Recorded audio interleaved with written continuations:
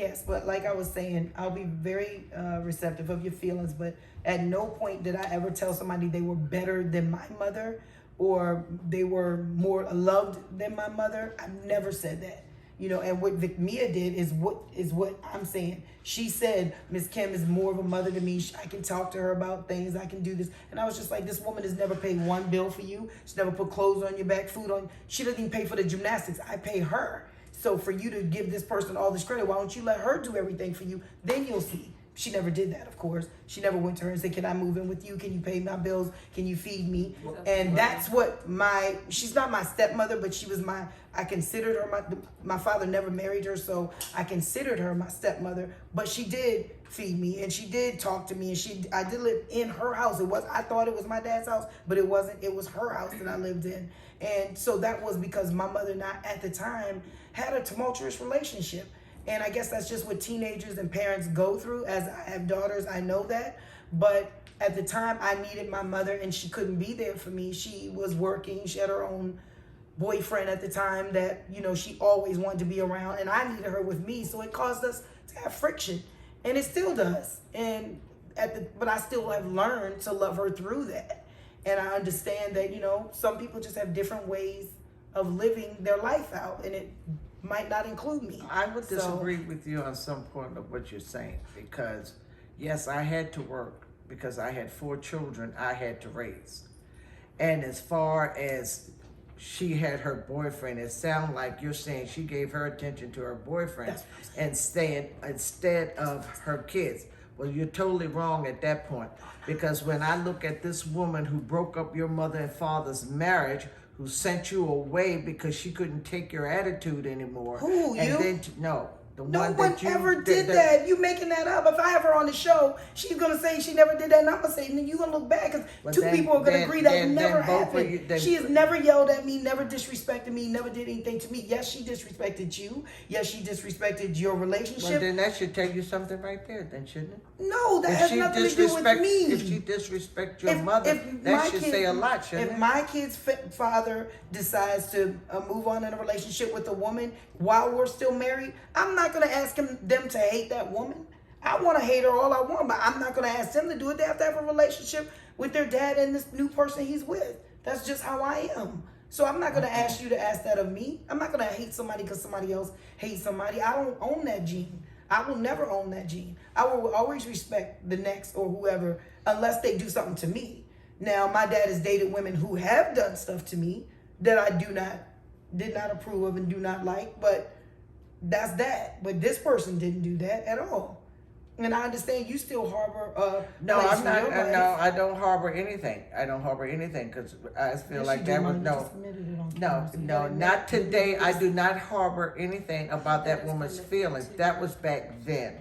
I really don't care of what happened. Maybe it was a blessing that she did, because then I get on with a better life. You did. I feel like this person helped you move on to a greater, better life. You've been the best ever since that relationship ended. You don't go through the abuse you went through. I don't know if you want to agree to that part, but you went through a lot of abuse with our dad, and you don't have to go through that anymore. You never went through it after that. No man has ever treated you like that afterwards. But yes, I did feel like your relationships. You shouldn't have done that, because even the men who you dated, you're not the one who had to get up. You didn't have to get up 5 o'clock. Can we admit to that though? No, because you never had to get up 5 o'clock. You can't get up 5 o'clock in the morning and work all night, all day long, and come home on a bus and get home at 7:30 at night because you're trying to make it better for your kids. Sure. I know I had to move out of my mom and dad's house because it was getting to the point certain things we had to leave behind at my mom and dad's house. We don't have to discuss that. We're not going to discuss that, but I had to get a place of my own.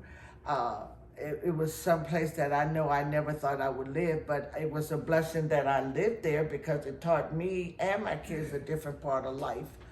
And so therefore, I didn't live there. When I worked from sun up to sundown, because when I moved, I had nothing.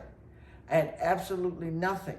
And so each time I got paid, I had to put stuff on layaway, Every month I had to get it off a layaway and start to build certain things in my house so that my children could be comfortable.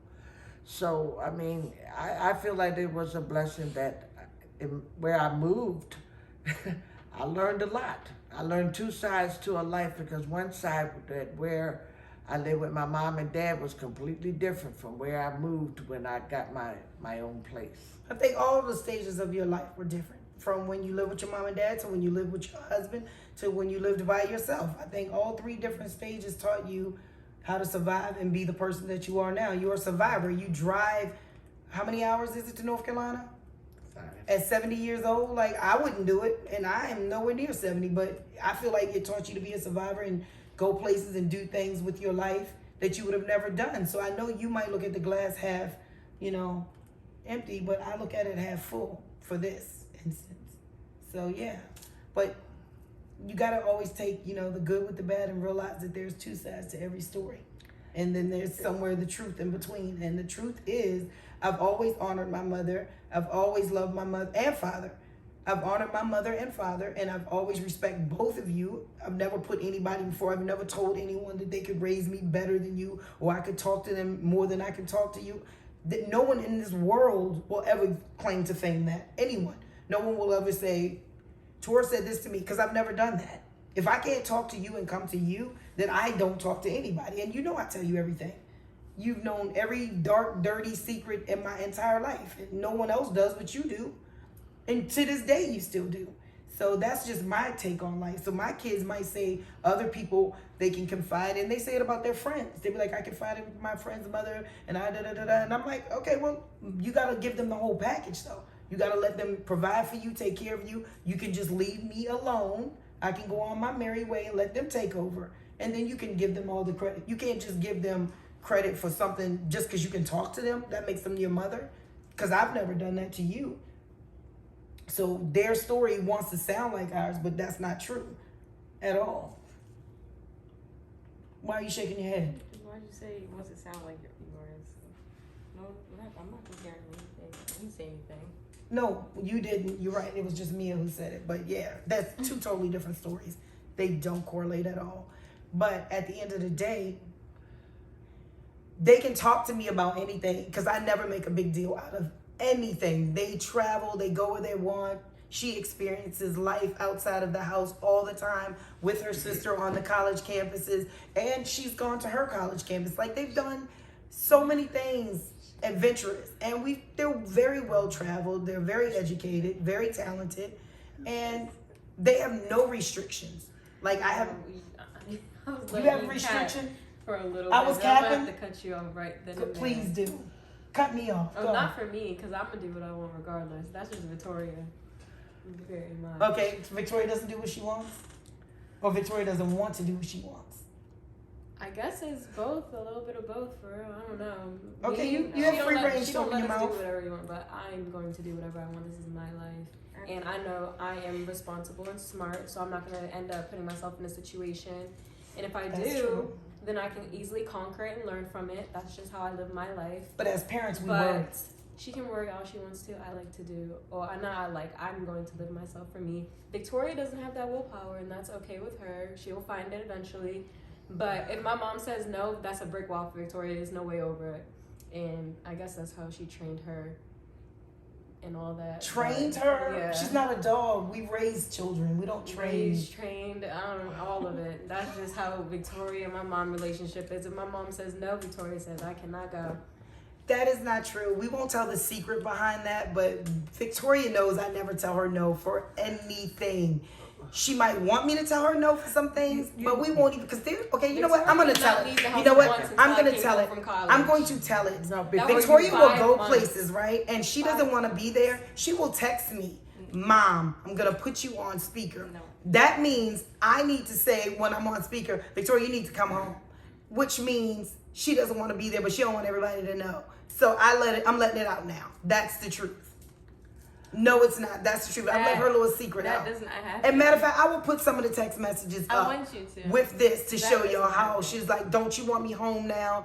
I go to sleep and they're out till 3 o'clock in the morning sometimes. I don't even call them and check on them. Victoria is not out till even. That's 11 because o'clock. she chooses to not want you. Everyone's not a go-getter like you. You're a hangout. Our house has no kids over it when Victoria's just there. Soon as Mia comes home, we have thousands of kids in our house every moment of the day. Like there's not a break in our house. She's just one of those people. She attracts a lot of people. She likes to go out. She likes to hang out. She leaves out every day. She doesn't. She's a chill person. Victoria likes to just lay I back like to and chill. But if She said she there's likes to chill. something You going okay with on, that?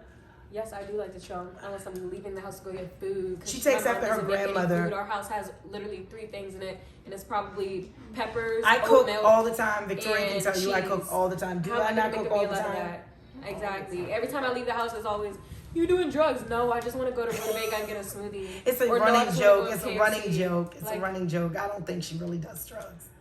But she always got so much to say. I don't think you I'm really not do leaving drugs. the house because I'm leaving the house because I'm starving. I don't think you really do drugs. I said it's a running yes, joke but for it's me. always something because I'm leaving the house. Me and Victoria don't leave the house. Okay, well, Mia's hungry. I don't starve myself like they do. I can't afford that. I already lost 10 pounds being in the house with them. I like to go get food. And my friends like to eat too, so they like to go out to eat with me. Like, that's just how we are. Yeah, I'm not an eater. I don't like to eat, but I do cook all the time. And I'm a very great cook, so I do cook all the time. And it's just sometimes I can cook a full course meal and she will still say, I want a pizza. I want Chick-fil-A. What else do you like? And America's Best Wings. Y'all seen them in her room. You know that. So yeah. What are you all over here talking about? We're supposed to be doing a show together. We are doing the show because I'm sitting here thinking about, I just heard Mia speak about, what she likes to do and what she doesn't and what Victoria does and I'm sitting here thinking how many times, and I'm wondering, is that why Victoria does what she do? Because I've heard you say all the time, I love you, Mia. I really love you, Vicky. I don't like you. And I look at you. It goes both ways. I say the same thing. I never heard you say that. Oh yeah, but And I I say think I don't like you that- sometimes. I never Yeah. heard it. Well, Well, I say it. I say it all the if time. you do, but I've And then never I tell heard it. Stevie, But Stevie I don't like him sometimes. Well, I and never then I heard do it with but all I my always kids. hear. They trade off for who's my favorite. Sometimes Victoria's my favorite. Well, Sometimes if you Mia's my want us favorite. to comment, why don't you let us speak? I just Yeah, did. Mom. I'm commenting back about Very how defensive. because Very- what she's saying is that I don't always tell you all I love you, and I don't say I don't I'm not like saying you. that, and I didn't say that you didn't say. But I do tell all of them I don't like them sometimes, But and I it's- tell all of them I love them, and then I say each one is my favorite depending on which way they make me feel. If she makes me mad, then Victoria's my favorite. If Victoria makes me mad, Mia's my favorite. If Stevie Why? makes me, Why do you do that? Why can't it just be? because on it's the about even me. scale? It's about what makes me right, feel good. man, not right though. She always wanted. Isn't that even? That's not even to say I dislike them and I like them. That's not even. She be putting people against each other. That's what she do. Like she pick her favorite and then put them against each other. I put you against Victoria. Yes, sometimes she does. I put Mia against you. Sometimes. I do Correct. Victoria. Give one example. It's always like you just try and do something. Victoria, Mia doesn't do this. Like okay, we three. We we're all gang up three on each very other. different People. We gang up on each other. To you, no. Yes, you do. You two 'Cause gang she's, up like, on in me the all the middle of it. time. You gang up on me all the time, and then when you Why two wouldn't beef, we? Why wouldn't we? when you two beef, then you come at me, and then I'll be like, I'm not in it, and then y'all be like, no, you're not in it because da da da da da.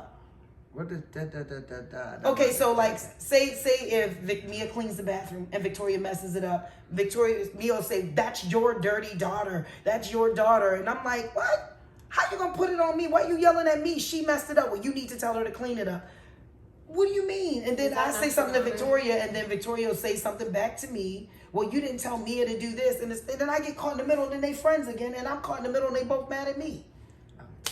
So then I'm left on the island alone. I don't know how we got on the subject, but it's just very different. But let's move on. Okay.